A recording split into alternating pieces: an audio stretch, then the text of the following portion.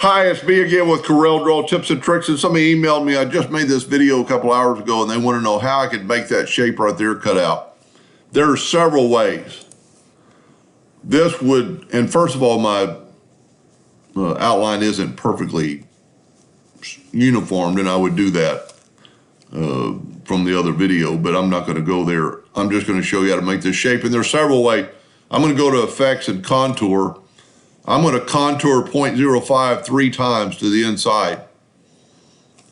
What that did, that gave me some lines to work with. Now, if this was more even, it would even look better, but I'm going to kind of get like right in the middle and draw a line.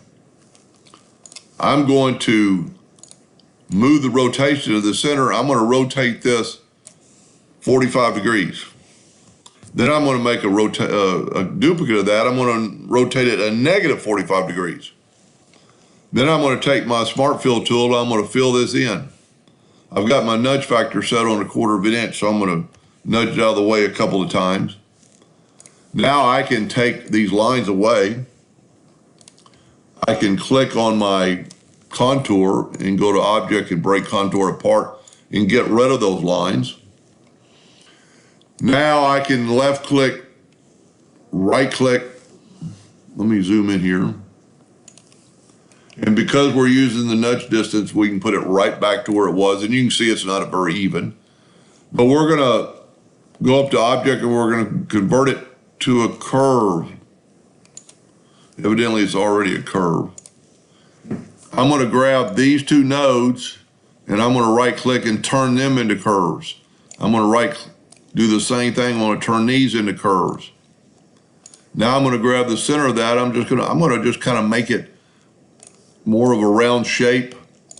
And there's a lot of ways you could do this, but then you could turn the handles and make it a more even, rounded shape. Same thing here, kind of get in the middle. Let's zoom in here. And because we are doing this, it'll be your drawing, so it doesn't have to be, exactly perfect. But since we use the nudge distance, we can nudge it right back to where it was. That kind of contours your shape. Now let's open up the windows for the Docker's transformation or transform, what they call it now, in rotation. And there are 1, 2, 3, 4, 5, 6, 7, 8 corners. So we only need 7 copies. And I think it's 45 degrees, but I need to turn the rotation to the center. And that's why I like working in the center of the page. It's because it's a lot easier and I didn't hit the center. A lot of times Corel will do that and I'm in the center. Now I'm going to hit apply and I put that little dash line equally around and kind of contoured the shape of the item. Now let's back up here and maybe even make it a little better because we have some extra space. Let's Control D and make a duplicate of that guy. Let's bring it in. And it's kind of hard to elongate something from this angle. That doesn't look half bad. You could do a better job. Grab both these, Control G, and then just do the same thing. Move your rotation to the center. And a lot of my videos, I use indexing lines, and that's one of the reasons. And in that quick a time, you put that symmetrical shape around there. Now, the only problem is if you were going to use your ring hanger on this top one, you could delete that one. Let's just do that. Let's Control G and group them all together, and let's rotate this thing 15 degrees and get that thing. Doesn't look like it's top dead center. We'll make it look a little better. Go up to Object, Group, and Ungroup.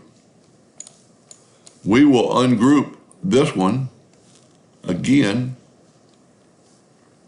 So now this one doesn't come into play. And that's how you would get that. Then you would just make you a ring for your holder. Don't worry about it hitting down there. Use the virtual segment delete key and delete that line. And there's you a spot to put your whatever you need. Let's set the nudge distance a little really low, 0.001, and nudge this down. Because this needs to be a little bit strong. It needs to have some wood around it. Now we have a lot of different facets here. You know, we've got some broken lines. You can always use the Smart Fill tool. Move that out of the way. Left click, right click, and now you have no broken lines. That's a pretty neat design. For an earring, that's a lot of cutting out, but it would be pretty strong. This might be a little bit weak right here, but you could always, you know, size that circle down. Anyway, I hope that helped a little bit. Thank you for watching.